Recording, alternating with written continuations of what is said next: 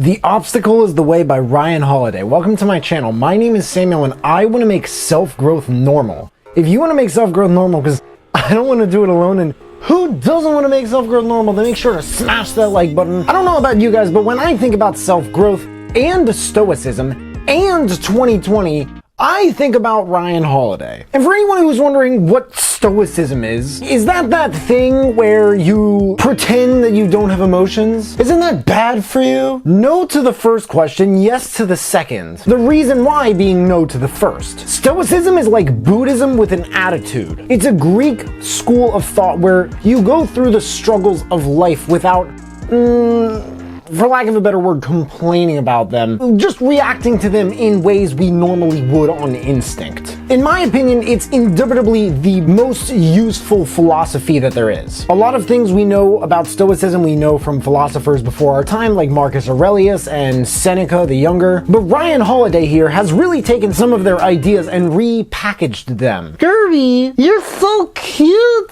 Cutie little baby. In an innovative way. He actually specified too that he knows that interpretations of Stoic books have already been written. This book is just a newer look at the principles and ideas into an everyday context, shaped around this compilation of stories and analyses of how those stories ultimately confirm further the validity of those Stoic principles. I think for the most part, Holiday does this really well. Regarding the words most part, I think he's matured a lot since then. This book was written or published like 7 years ago. He was mentored by, without a doubt, one of my favorite authors, Robert Greene, which I do talk about a little bit later in the review, how I think Robert Greene has kind of affected his writing in here. I mean, the title alone is one that makes you think, but when you look at it a little deeper, let's do that. Let's talk about perceptions, actions, and will, because those are the three parts of the book. And I'll also do what I like to do in these reviews recently, is talk about what other reviews say on Audible and or Amazon. Like, do I agree with them based on what I thought of the book? So all this being said, isn't it weird that many situations in life seem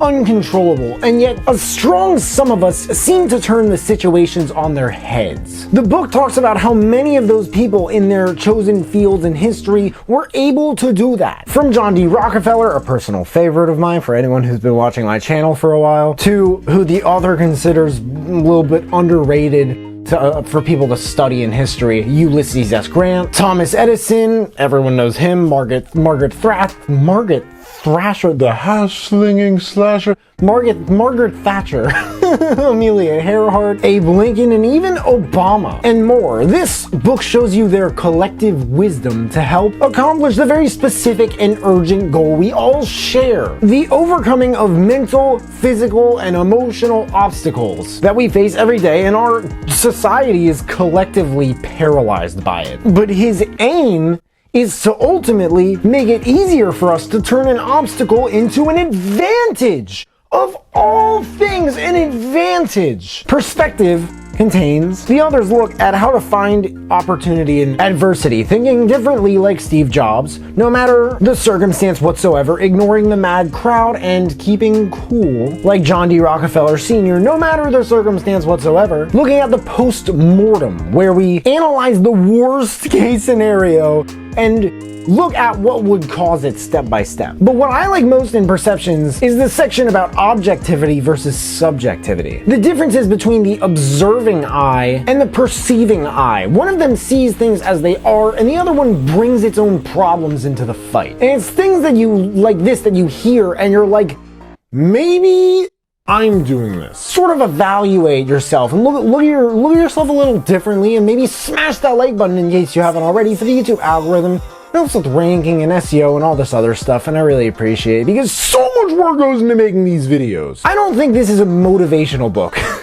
Like, at all. I think this is more of a disciplinary book. Kind of like extreme ownership. And its components and perspectives like objectivity versus subjectivity and steadying yourself that push more of a this is not why, but how to keep going type of agenda. And as I was hoping, there are some points, especially in part 2, action, where I could easily see an influence that Robert Greene had on this guy. The whole section honestly reminded me a little bit of 33 Strategies of War. It just sounded a little bit less profound and aggressive and grandiose. We all have our constraints to deal with, rules and social norms we are required to observe that we'd rather not. Dress codes, protocols, procedures, legal obligations, and company hierarchies that are all telling us how we have to behave. Think about it too much and it could start to feel oppressive, even suffocating. It creates that sort of Green's-like sense of urgency, the way he talks about it, and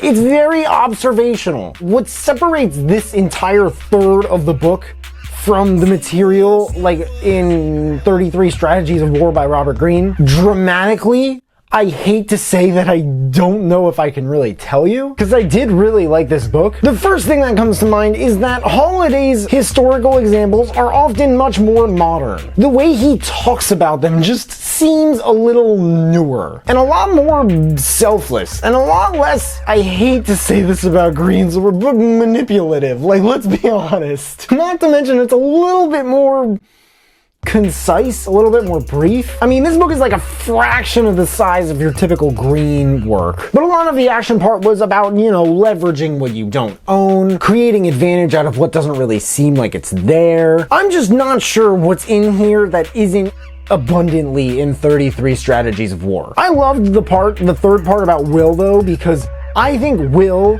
that one is where the most perspective probably is. My favorite story in this one is about Edison's research lab when it burned down in flames, red, yellow, and green even because of some of the chemicals in there. One night after he got home, and as it was burning, he calmly but quickly ran through them to find his son past all the onlookers. He said, "Get your mother and get her friends. They're never gonna see a fire like this ever again." And when I heard that part, I smiled. I almost laughed. Because it only makes sense. If your 7-story, multi-million-dollar research lab is burning down, you may as well be happy about it. Because no other response would actually accomplish anything. Realizing that you're human and that you're mortal and that the world does not revolve around you. Again, other perspectives, and I think these are just such trite odds and ends that many self-help books touch upon. But what separates this book from those is that those books don't touch upon meanings, historical examples, and practical everyday uses and contexts of them. One negative review said that it's a salad of random quotes served with a dressing with a hint of badly regurgitated contexts from Stoic philosophy. I don't know. There are plenty of points where he explains how real, large-scale situations are examples of 2,000-year-old Stoic sayings and concepts. To me, it's not badly regurgitated if it's as in-depth, inspiring, and straightforward as this. The only thing for me is I will agree in some moments in the first part, perceptions, it sounded a little preachy, for lack of a better word. Someone else said they would have been better off reading Meditations. What I don't understand is the expectation of a book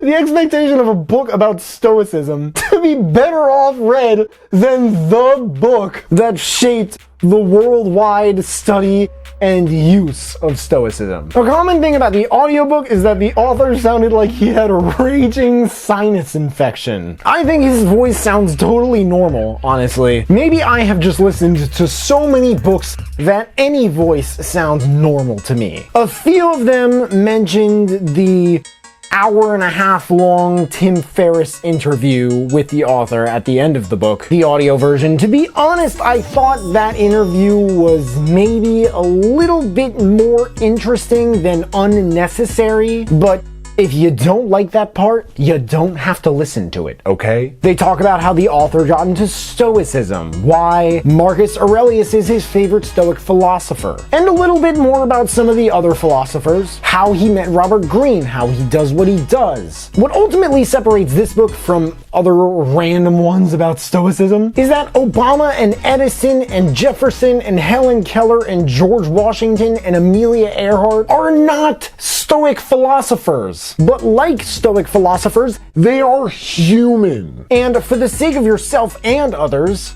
manually learning about yourself to make the overall human experience more virtuosic, is that the word? Meditative and just, to me, is Stoicism in verb form. This book is just that format in 21st century format. Bad companies are destroyed by crises. Good companies survive them. Great companies are improved by them. Sometimes the longest way forward is the shortest way home. If you are not humble, life will visit humbleness upon you. Behind mountains are more mountains. Direction 1. I recommend this book if you are facing or are about to face a giant obstacle in your life and you have no idea what to do about it. Direction 2. If you like this book and you have not checked out The 33 Strategies of War by Robert Greene, you need to check out The 33 Strategies of War by Robert Greene. That and Titan, The Life of John D. Rockefeller Sr. by Ron Chernow. It's one of the filthiest, probably my favorite. The filthiest biographies I've ever heard. The Steve Jobs is close, but dude, like John D. Rockefeller, that dude just like took the cake, you know what I mean? And he ate it too. And he puked it on Steve Jobs' foot. It was not a comfortable sight to see. The Obstacle is the Way by Ryan Holiday. There's a link in the description if you guys want to check it out and read the reviews. That and all the other books that I mentioned in this video, if you want to check those out too. If there are any other books that you guys want me to check out and review, please let me know in the comments below. Also, let me know if you checked out this book and you liked it. But hey, make sure to smash that like button and subscribe if you haven't already, because I don't get why people watch this far into my videos and they don't subscribe, but if you have subscribed and you want to turn it up just a notch and turn on that notification bell to receive a notification every time I drop a new video, that would mean the world to me. Thank you guys so much for watching. I really appreciate it. You can find me everywhere, and I will see you then.